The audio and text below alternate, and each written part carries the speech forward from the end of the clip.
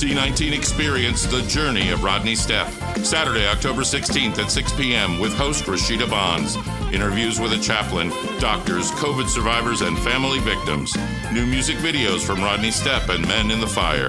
The comeback miracle story of Rodney Stepp, keyboard player with the Flying Toasters and former keyboardist for the Spinners. Join us for this legendary TV documentary, C19Experience, The Journey of Rodney Stepp, on WHMB TV 40.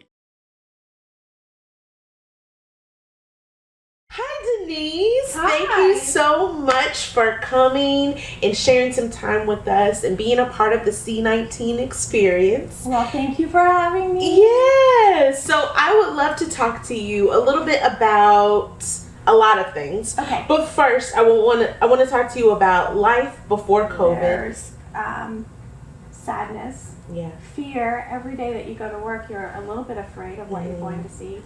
So, and I never thought I knew more than anyone else. I just was out there trying to take care of patients. Yeah. You know. Doing your best. Yeah, just doing my best. Yeah. Day to day. So that's pre-COVID. Mhm. A lot like ER.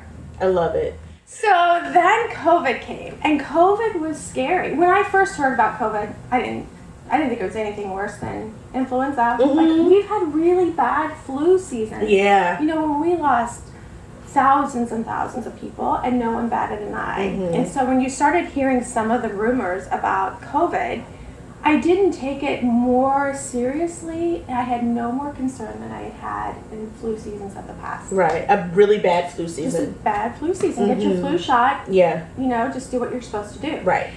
And then it became more and more of a reality. So upper management administration became more distressed about resources. So resources became a vital component of everything that we did. Are we going to have enough resources? I worked at IU Health North. Okay. And we became a COVID hospital. And Okay. we were worried about, are we going to have enough ventilators? Are we going to have enough PPE for our staff? And so we took our pediatric ICU and our pediatric floor, and we took it out of that hospital because we were Riley North. Oh, yeah. And we moved all of our pediatrics down to Riley and converted Wow. all of their rooms into negative airflow rooms. And if you drive by IU Health North, you can see, if you see a hole in like a window, like scattered, those are makeshift COVID rooms. Wow. So there are probably 30 when you drive by and see them. So what are the holes in the window for? Negative airflow. Got Yeah. it. Okay. So we were just makeshifting, you know, trying Making to it make work. it happen. Yeah. Make it work. And then there was so much fear about how we can safely take care of patients. And so you had to gown properly, and you can only have so many people in the room. And then everything that we did about patient care changed. Like if someone coded, we didn't intubate them right away. They had to have return of pulse, because every time we intubated one of those patients, we put everyone in the room at risk. And so you had to start prioritizing and being very careful about how you took care of patients. But it was stressful to take care of those patients. People were afraid to have to be the ones to go into the room. Doctors were afraid to have to be the one to intubate patients. A lot of doctors opted out to not be in that situation because they felt too at risk. Yeah. And but when they came in the beginning of the disease, we didn't really know how to manage the disease. We knew that people got sick quickly, and we intubated them very early on, and then moved them to the ICU. And that's really what we did in the beginning. We would take sick patients, we would try to get them intubated into the ICU as soon as we could, and so that's the beginning. So I've always said I'm only as good as my nurses. My nurses are just my champions, and they're amazing, and you work together as a team. Yeah. And so you have this really strong core of people that you trust and believe in, and they trust and believe in you. Yeah. And in the beginning, we just kind of were like a assembly line factory, and we weren't accountable for the actions that we did. We didn't have to see patients up on the floor. We weren't responsible of what we did in the emergency room, and then what ultimately happened on the floor. So as time progressed, we started to see some of the results of our actions of what we had done. So, you know, as we progressed through months of COVID, you realize that there's this whole population that were separated from their families. And what a terrible thing we did when we didn't realize that. Yeah. And so my practice started to change. And so I realized that I had a responsibility not to just the patient, the COVID patient, but I had a responsibility to the COVID family. And that when a patient came in, you know, we could intubate you right away, but I can put you on high flow right now. And I want you to get on the phone, and I want you to FaceTime, and I want you to tell every one of your family things that you want them to know before I take your voice away from you. And then, you know, Rodney came, and, you know, he's my man. Yeah.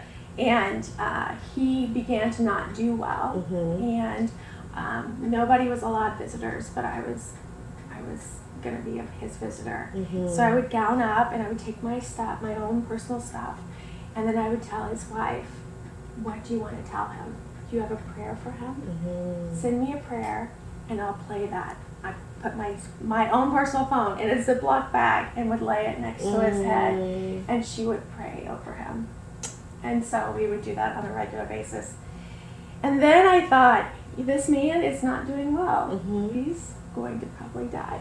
And I reached out to Stacy and Holly and Kelly, and we had a drive-in conference in my driveway, and I said, I don't know if I believe in miracles, but if you want to show me one, like, my heart's open. Yeah. And so we just decided we were going to do more. I imagine that this act of making him a human and helping his body and his subconscious mind hear his wife, hear music, hear his loved ones on the outside of the building, all of those things were very integral and very important to his recovery and to his spirit. When you're at the very bottom, that you shouldn't give up hope yet. Yeah. Because as long as you're breathing. Yeah. Even if it's on a ventilator. Right. Or, you know, he had every single complication. He'd had a stroke and a GI bleed, and his kidneys shut down, and he had respiratory failure and cardiac failure. He did everything in that hospital but die. And he came back to tell everyone about his journey. Wow. And so. Wow. And that journey had a huge important part of it, and that was you. Oh. And thank you so much. I have to tell you one little piece. Yes. Ironic. Yeah. So my mom passed away this January from COVID, 4 weeks before her vaccination. Wow. So it's still there. Yeah. We're still fighting. You're still in it, right? It's still happening, and it's not something that we can say done. Right. You know, we all have a responsibility. Absolutely. Absolutely, to continue to not only help ourselves but to help our fellow humans. And hopefully, if anything has come out of this pandemic and all of the things that we've had to sacrifice as a human community, is that we belong to each other and we have to take care of each other. And if that means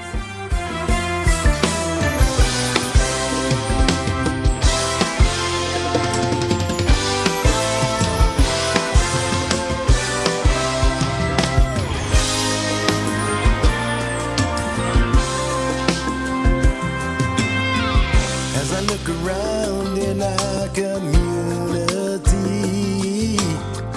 I'm seeing less and less of you and me.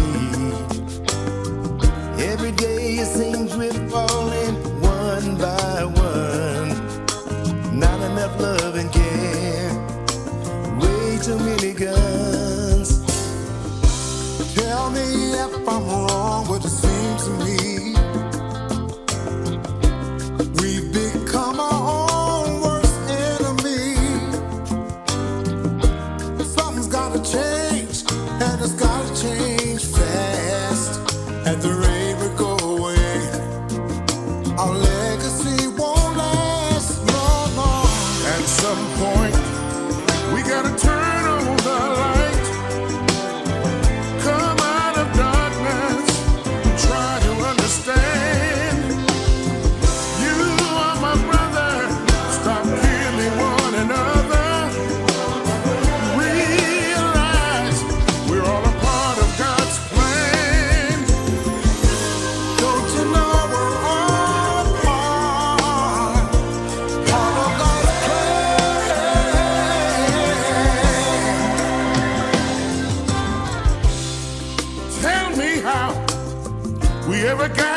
this place. Such a disregard for life. Lord, such a disgrace. To this big old world we have so much to give. Don't you want to be recognized? Don't you want to live? At some point, we gotta turn on the light. Turn on the light. Come on out the darkness. Try to understand. Try to understand. You are my brother. Stop killing one another. And realize we're all a part of God's plan. Love one another, that's all that God asks. It's not hard to do, no. Sisters and brothers, let's take it to task. You gotta start with me, yeah. It's gotta start with you. At some point, we gotta turn on the light.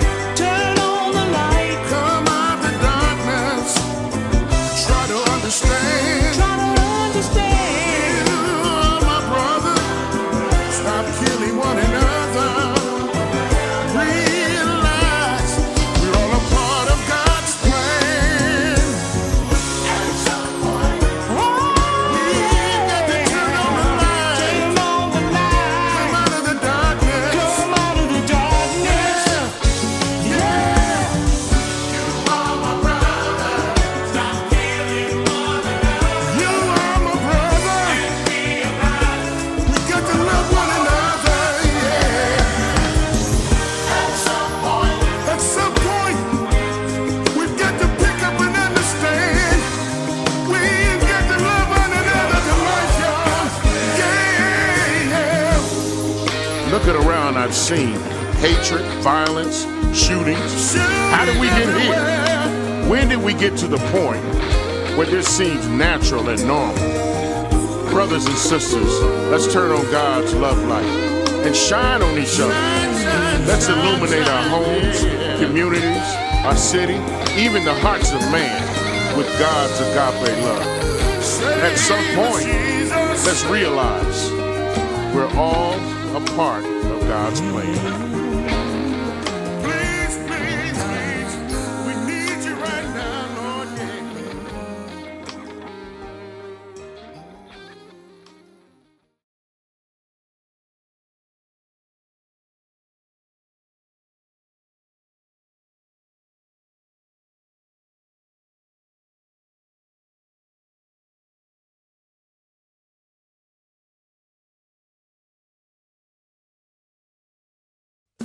As Is Records has some of the top artists and entertainers in the USA. Rodney Stepp, smooth jazz and gospel artist. June Walker, cool R&B. Steve Cooper, smooth jazz and fusion. Men in the Fire, male gospel quartet. We gotta turn on the light. Rodney Stepp and C19Experience. As Is Records, giving you music as is.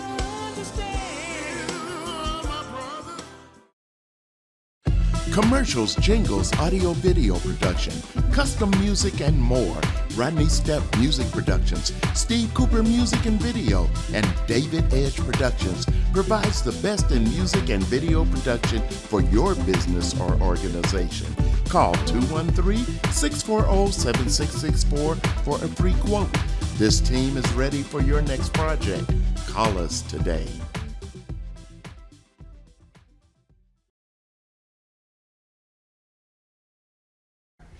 Thank you so much, Dr. Biggerstaff, for coming and talking about your experience and being a part of the C19 experience. Thank you.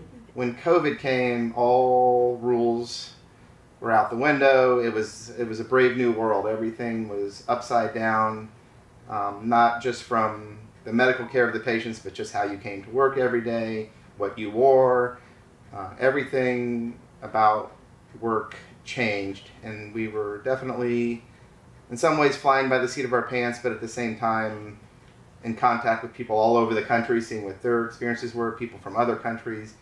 Now, one day, toward the beginning of the pandemic, Rodney Stepp entered your hospital. Yeah, Rodney was one of my first patients in the spring of 2020, and came in with all the signs and symptoms of COVID, so we knew pretty early on that's what he had. But as everyone knows, some people get better right away, some people get a little bit sick, but they get to go home from the hospital, and some people get critically ill, and some people don't make it. And Rodney was between critically ill and not going to make it. Yeah. Shortly after he came in the hospital, he was one of our sickest patients, and required everything we had to try to keep him alive. Now, I heard that you did something that was kind of unconventional. This is where you're training, you're like having to go with instincts and all that kind of stuff. So I heard that you decided to put him on a ventilator to help save his life. Yeah. That is a big part of our training, and to put a patient on a ventilator is typically we do it a lot, so there are guidelines and things that help us do that. But in Rodney's case, we were already at the point in COVID where we were seeing a lot of people that went on the ventilator that never came off. Mm-hmm. So that decision is extremely difficult, and the way we did it changed a lot too. When it first started, everyone went on the ventilator right away before they got super sick, thinking that maybe we might prevent it. But as time went on, we found that maybe trying to hold off on the ventilator for a while might help patients more because of some of the complications that can happen from being on the ventilator. So Rodney was in a tough spot. The decision of when to put him on the ventilator was a very difficult decision, and I spoke with him about it. He's very inquisitive and wanted to know everything that was going on with his care. He wasn't just going to say yes to everything we did. He wanted to know. So that was a tough decision to put Rodney on the ventilator, but at the time I said, we have to do this. This is the only way we're going to have a chance to save you, Rodney, and he went for it. So, but we were holding our breath and crossing our fingers from the day he went on the ventilator till the day he came off. Yeah.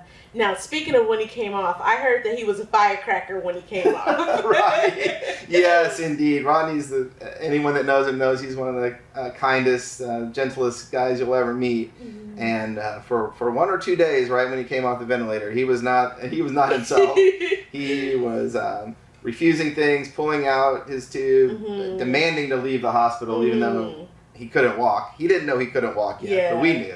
Yeah. So he was not having it for about 2 or 3 days, and he wouldn't really even listen to reason. He would say, Rodney, come on now, you can't walk. You can't just leave here. And he's like, no, he's very stubborn and strong-minded on that. But, after a couple of days, he felt so bad. He apologized to everybody. How long had he been on the ventilator at that point? I have not looked through that for a while. But it was several weeks. Wow. Okay. Yeah. Okay. So he wasn't really cognizant of where he was, or no. I think that whole period of time, 2 weeks, was condensed into 1 day in his mind. So he had lost all track of time. Okay. Well, thank you so much. Thank you for the dedication to your community. Thank you so much for helping out the Indianapolis community, and especially Rodney.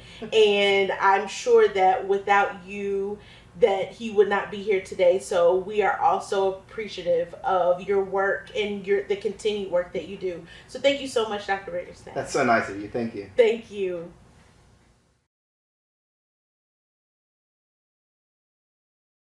Well, thank you so much, Paul, for joining us today. Thank you for being a part of the C19 and sharing your story with us. You're welcome. Currently, I am a staff chaplain at IU North Hospital. Okay. And one of my units that I cover is the ICU and the emergency room. Okay. Especially, so. Okay. So. Once COVID hit, there were a lot of changes. We had to change the way we interacted. We went to mask, and we had to change a lot of protocols and even the visitation policies. So it was a big change from COVID to pre-COVID. Yeah, I imagine, and please correct me if I'm wrong, that you are the person that is there helping folks during or even after the loss of a loved one. Correct. And having the restrictions of not being able to talk to them face to face, them not being able to be with their loved one as their loved one is passing, and just this sort of rapid succession of everything that happened when someone was infected with COVID, that probably changed a lot about how you did what you did.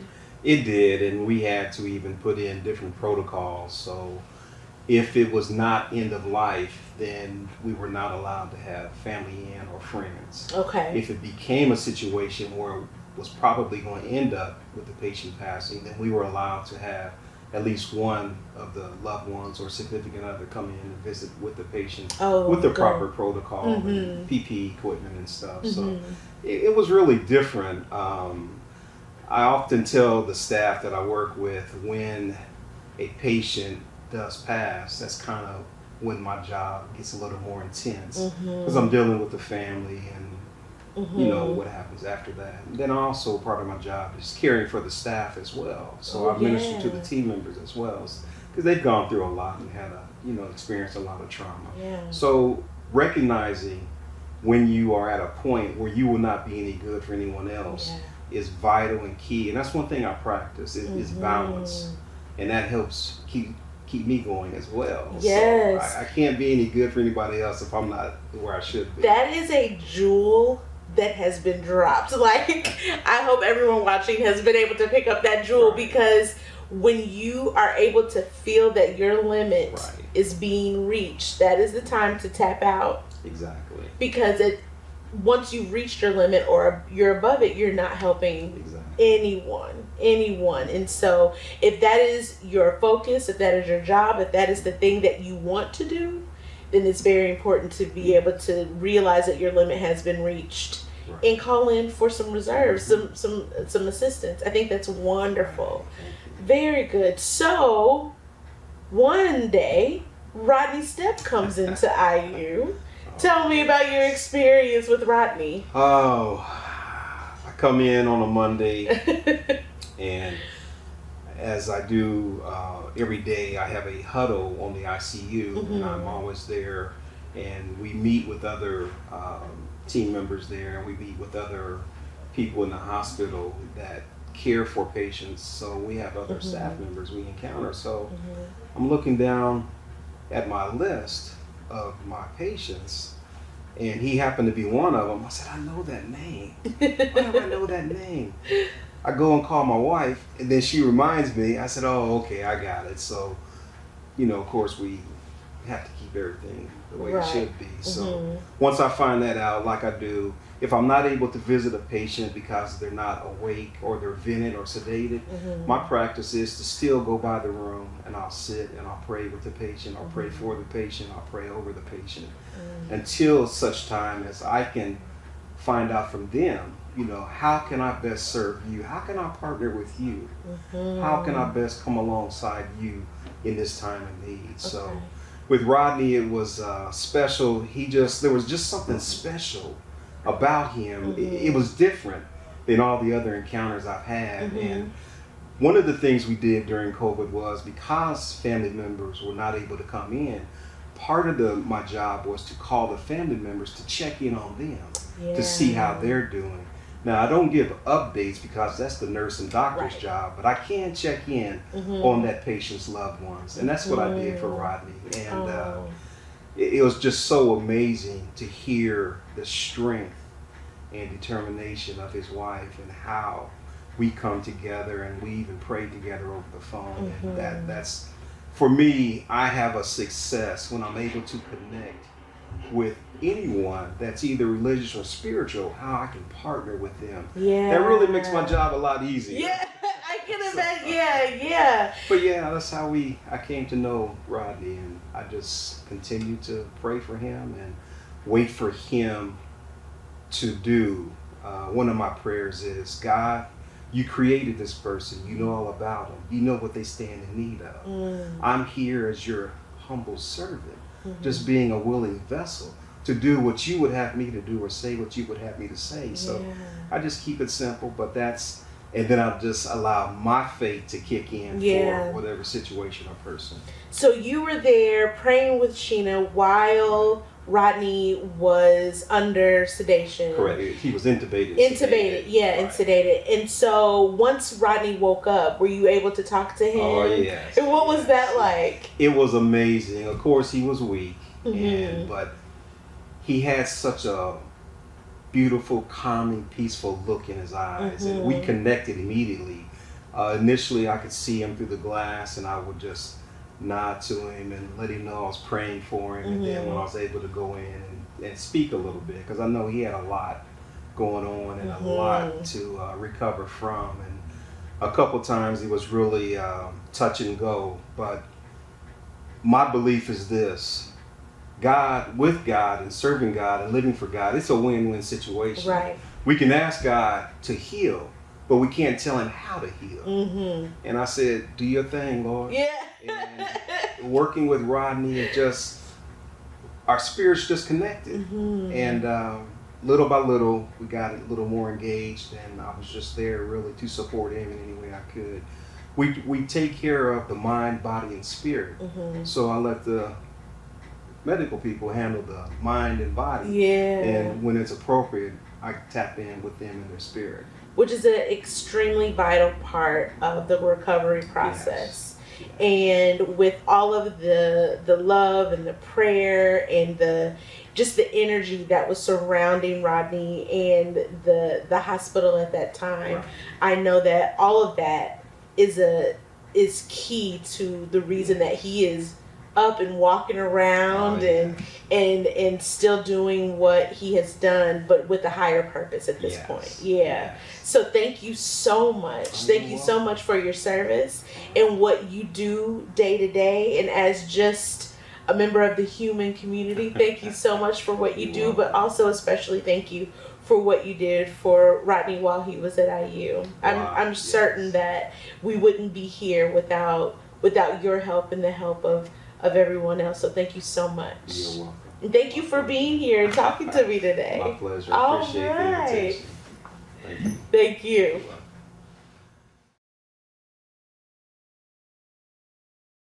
Commercials, jingles, audio, video production, custom music, and more.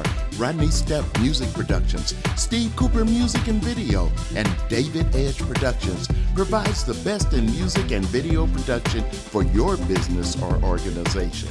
Call 213-640-7664 for a free quote. This team is ready for your next project. Call us today.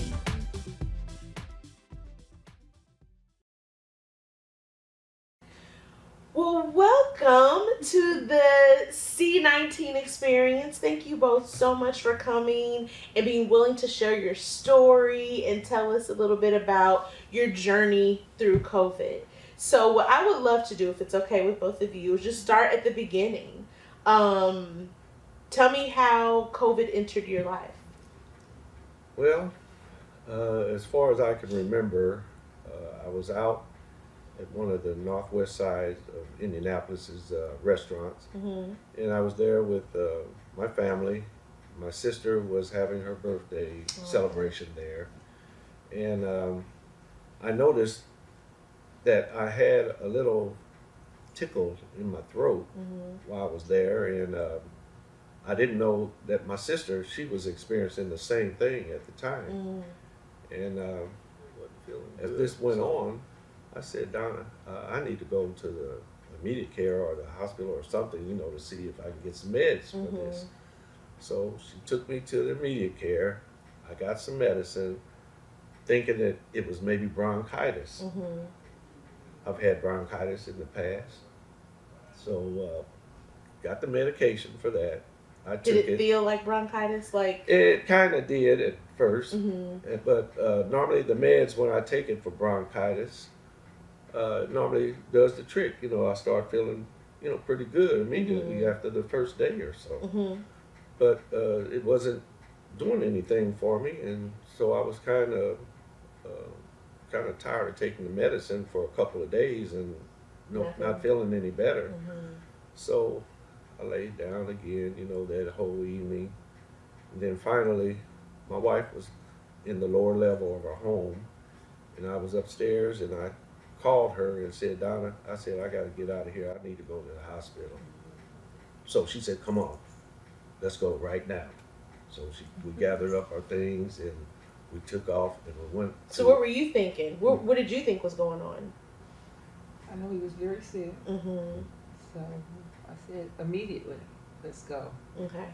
Did you guys think it was COVID, or did you didn't have it in your mind that it could be COVID? Okay. No idea.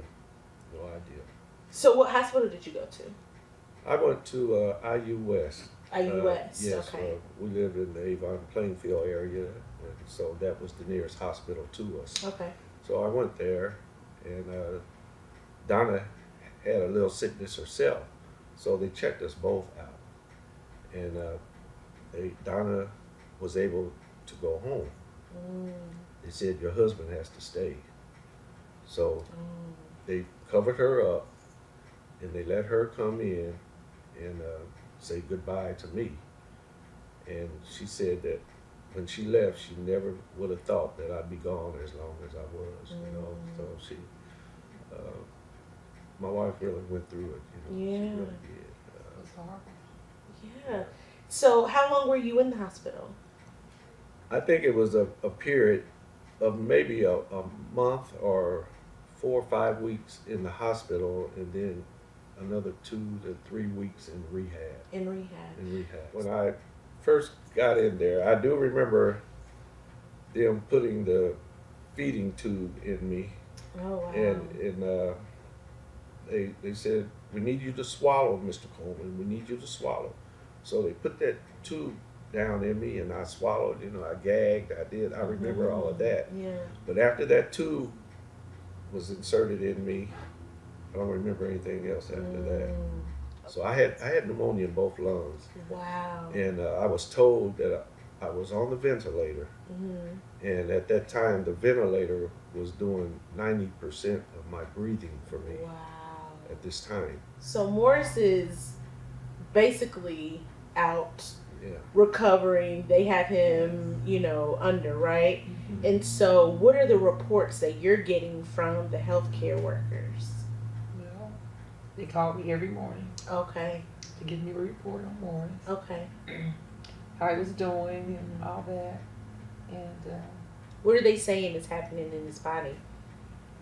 well, they're telling me the percentage that he's, you know, breathing, what the ventilator's breathing for him. They're asking me what did I want them to do if his heart stopped. I said everything you can to save his life. Yeah. If you want to live this life, there are other medications and things that you take, and you don't even know what's in the medications. Yeah. So why not try the vaccine? Take the vaccine. It can save your life. Okay. It can save you.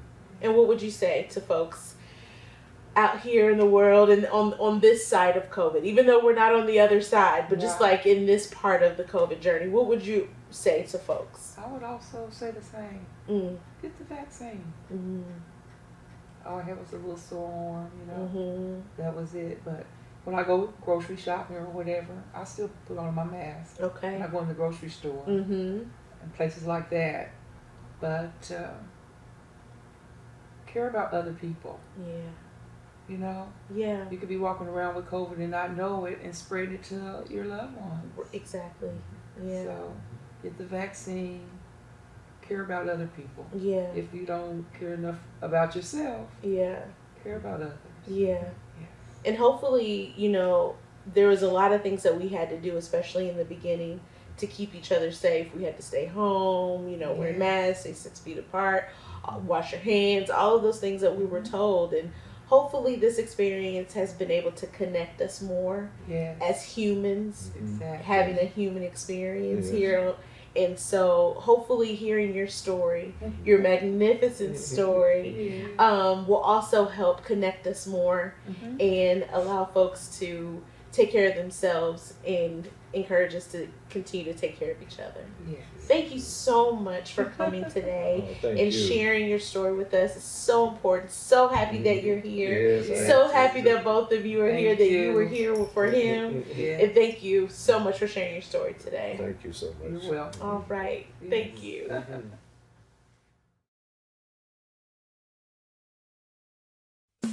As is records has some of the top artists and entertainers in the USA. Rodney Stepp, smooth jazz and gospel artist. June Walker, cool R&B. Steve Cooper, smooth jazz and fusion. Men in the Fire Male Gospel Quartet,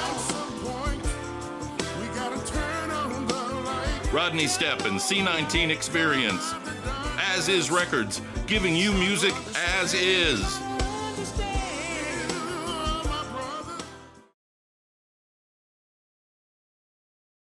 Well, Kristy, thank you so much for coming and being a part of the C19 Experience and sharing your story with us. Tell me about your husband. My husband, Rick Powell, who I lost to COVID-19 on November 18, 2020. We were married 30 years. He made it all the way. Our 30th wedding anniversary was November the 17th. And we had one of those big families, yours, mine, and ours. Yeah. And all girls. He was the dad of all girls. So a So he very was powerful. Yes. He was a strong man. Patient, quiet, the artistic guy, always into music, always into art, always into quiet. Yeah.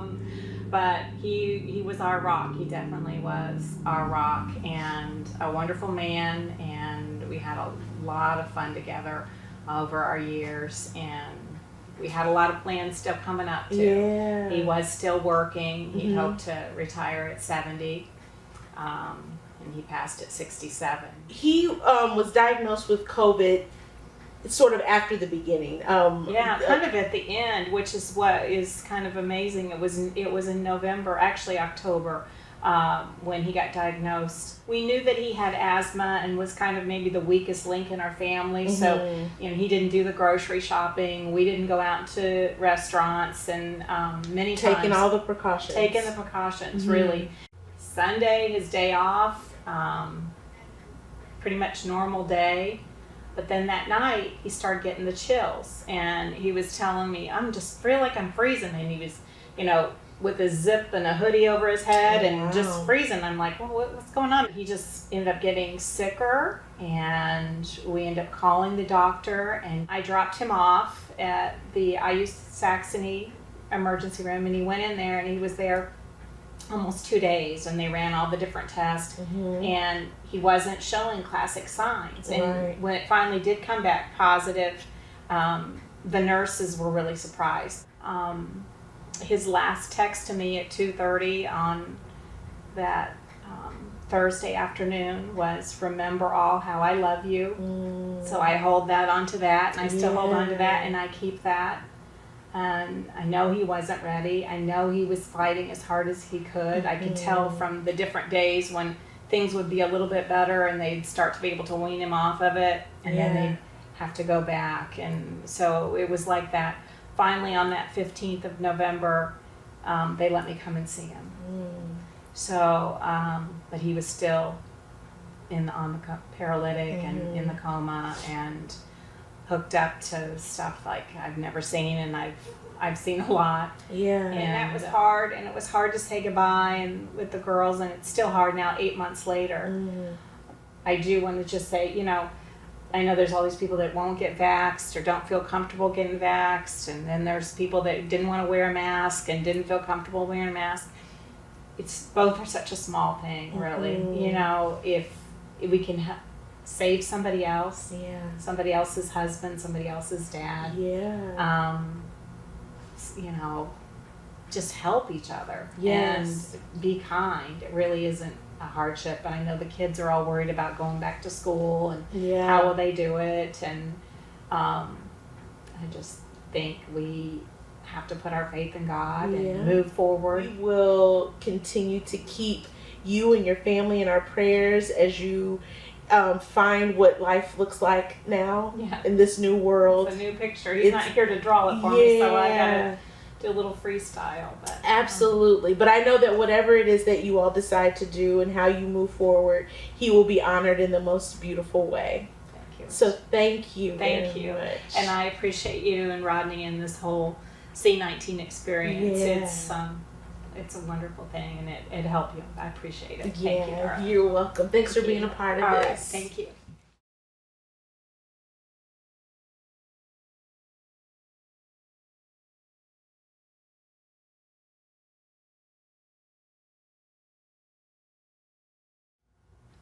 All right, Rodney Stepp, the creator of the C19 Experience. Yes. This has been some ride, hasn't it? I call it a journey. Yes. I've been referring to it as a journey. Absolutely, and what a journey it has been. There's been so much that has happened inside of the C19 Experience, but the C19 Experience would not have even existed had it not been for your journey with COVID. I was a perfectly healthy guy. Mm-hmm. I was working 24/7, doing what I do. As everybody that knows me knows that I'm a workaholic. Started feeling ill for a couple of weeks maybe, and before it really conquered me, so to speak. And man, I mean, I was playing music. The city shut down. When they shut down, we did this one concert. It was for a church. It was for Allen Chapel. We were helping them to raise funds to put a new roof on the church. It was the Men in the Fire concert. And we almost canceled because, you know, they said shut everything down, whatever. Yeah. But we went ahead and we did the concert. That Friday we was in the church, we set up. That Saturday we did everything, and that was March the 14th. Okay. As far as the timeline goes. My last Toaster concert was March the 11th at Britton Tavern. Okay. So I'm thinking somewhere between those two things is where COVID kind of came into my life. Okay. And it goes on from there where actually there was a couple of members of that church of Allen Chapel that did not make it from COVID. They also had COVID. Yeah. Okay. We found out that one of the guys who had helped us set up and one of the elder members of the church, female elder member, had passed. Wow. From COVID. So, you know, that's where we think my journey began. Okay. Okay. If it hadn't been for my wife and close friends, I probably would not be sitting there talking to you right now. Wow. Because the story goes basically on March 21st, and I had these dates down pat. On March 21st, Stacy McCracken and I did a friend of mine's mother's funeral. In fact, the owner of this facility wow. that we're in today, it was his mom's funeral in Louisville, Kentucky. Okay. And Stacy and I went there. I was sick that day when I left. I had been sick maybe all week. But, you know, especially males, we're like, oh yeah, that's nothing. I'll be okay tomorrow, you know. And by the time I got back home, my wife said that I went right to bed. I had fever. Fever was steadily going up. I didn't want to do anything, didn't want to eat anything, drink anything, do anything. And she kept trying to get me to go to emergency. I wouldn't. She called three of my friends. She called Jay Majors. She called David Edge-Posey. She called Eric Durrett. She called 4 people. And the last one was Steve Cooper, the guy that's behind the camera today. And Steve threatened me with bodily harm, so to speak. Oh, okay. Wow, just the real threats. Okay. Yeah. Okay. And, you know, if I didn't get up and obey my wife and go to emergency. I finally did get up that Monday morning. Okay. Because I was just tired of hearing her say I need to go. Thank God I went. Yeah. I'll never forget the day I walked in the hospital and her face when they told her, because you know this was new. Right. That she couldn't come in. And her face was like, wow, you know, I mean, I'm just dropping off my husband, you know. Yeah. And she didn't see me again for 2 months. Wow. You know, and I had been in couple hours, and they came. I remember them coming in and telling me I had COVID. It took a while for them to be able to get me a room. I stayed in emergency for a while, and almost from that point on, everything was a blur. Yeah. It's black. I have no recollection from there. Well, thank goodness that you had such an amazing and incredible support system around you, because we have heard all the rest. All of the holes have been filled by your amazing team at IU, the healthcare workers, the chaplain. Everyone has filled in the holes, and it has been an amazing story of doctors doing what they do, of people doing their best, but more than anything, of God doing what He does. It's all about God. Yeah, and working through His people to make sure that you are here sitting in this chair today, and you're able to produce the C19 Experience for the greater good. So tell me about recovery. If it hadn't have been the staff, the hospital staff became my family. All the nurses, doctors, everybody, because couldn't be in touch with anyone. Yeah. And they really, really were there to support my journey, the comeback. And that's what I call it too, is a comeback. The comeback, yes. Truly a comeback. Yeah. It's it was like, oh man, what an experience. Each day was a milestone. It was something different. Whether it was being fed through a tube through my nose down to my esophagus, or whether it was they were teaching me how to swallow again. They would actually bring in an x-ray machine and bring in a pudding and some crackers or something, or graham crackers, and have me chew this, swallow it, and have me watch it so you could see what was happening. To see what was going on. Wow. So I would learn how to, if it went down the wrong side, how to get it back up, how to cough it up. Wow. Yeah. It was, I was telling the story out to a friend of mine just the other day, and I still have the box. I have those stretchy things, that they use.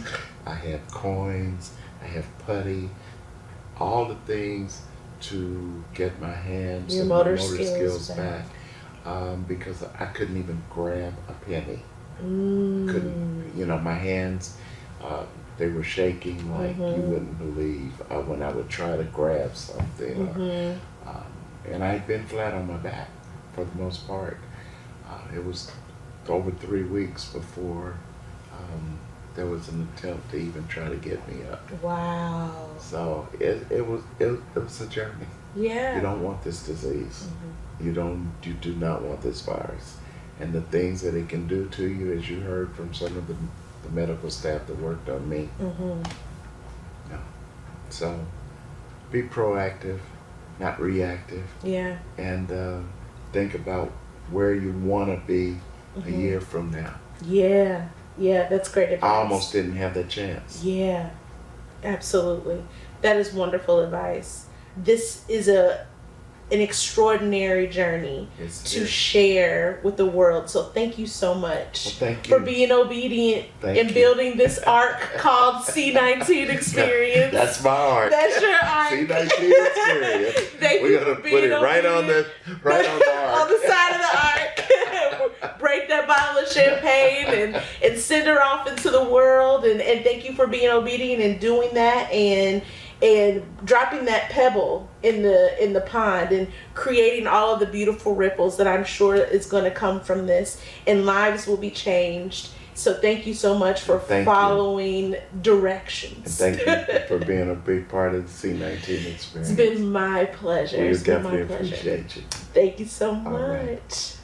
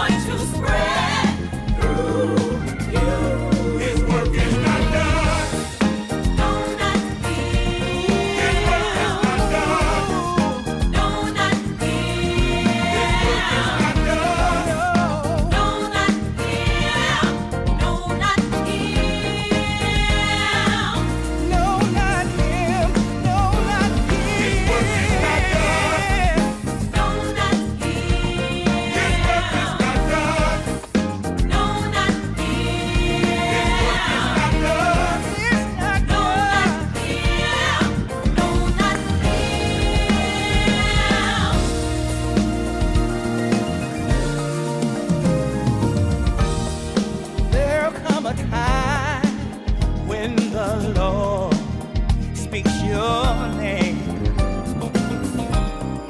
Will you be ready for that journey home? I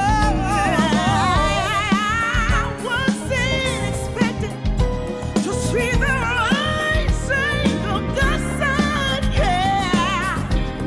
Yeah, God said the word, His word. Oh, it's not done.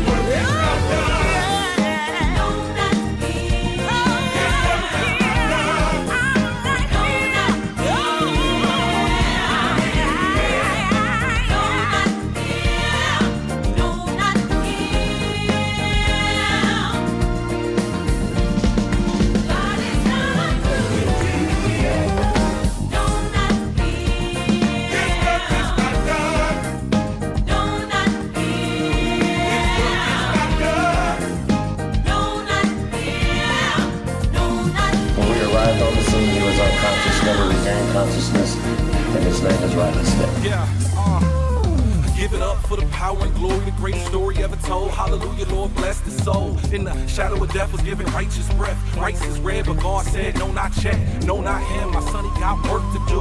Go and get the people something they can worship too. The purpose Jew is coming in the perfect view. So we gon' sing it in the streets and in the churches too. Like, For I am convinced that neither death nor life, neither angels nor demons, neither the present nor the future, nor any powers, neither height nor depth, nor anything else in all creation will be able to separate us from the love of God that is in Christ Jesus our Lord. no, not him. He ain't done yet. No, yo, not him.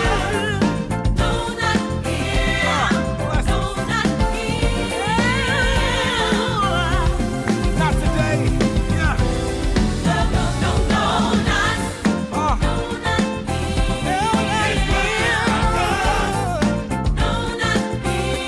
It's not over till it's over.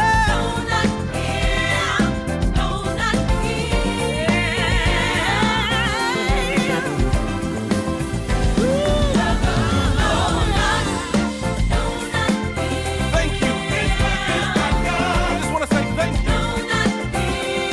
I got work for you to do.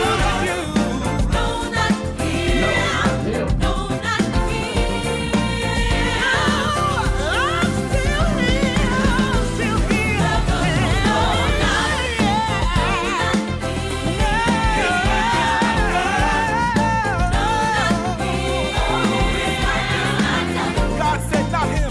Not him.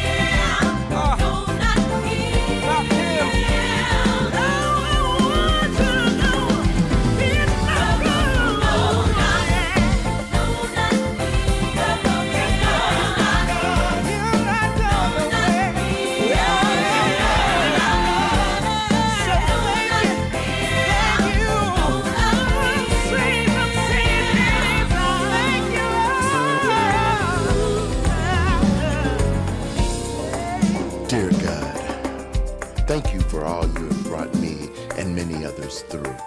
My COVID experience was indeed a journey, and God, you performed a miracle for the ages. I would also like to thank my family, friends, and people around the world who were praying for me. God heard your prayers, and He answered them by giving me life. To the healthcare workers, doctors, nurses, and first responders, you are truly our heroes, and I thank you for your service to our communities.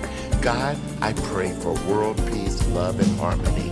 I thank you for allowing me to see the light and giving me the choice to wake up, and you, God, telling the angels, no, not him.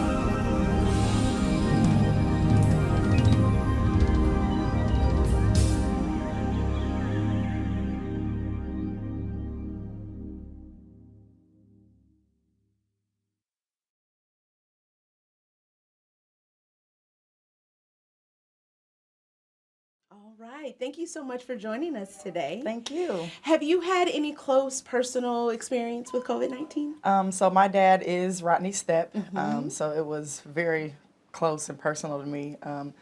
being around somebody that has been healthy and, fun my whole life, and then seeing him kind of go through this experience and not being able to be with him in the hospital and everything, it was just really kind of heartbreaking and a very emotional roller coaster that we had to go through. Yeah. But I'm just glad that we actually got through it and he pushed through. Yeah, it's so nice to be on this side of it, Yes, right? it is. Absolutely. It really is. So going through that with your dad, how have you changed the way you move throughout the world? So I am young and I do a lot, I'm an artist as well, so I try to be everywhere that I can. So I just always, try to wash my hands as much as possible. I think that is like one of the most common sense things that you can do, get vaccinated. That's really important because you just never know when it'll happen to you or somebody that you're close to. Absolutely. So it just kind of makes me just grateful, to actually be a part of this testimony as well. Yes. So how do you feel about being a part of this C19 experience? I love it. It's amazing. Like I said, I've seen him from, me being 2 years old to now 26, doing the same thing that he's been loving for years. So it's just amazing. I'm glad to be here. Great to be here. I'm glad to be supporting him in everything and every endeavor that he's got going on. I love it. Thank you so much for sharing your story with us. Thank you. Yeah.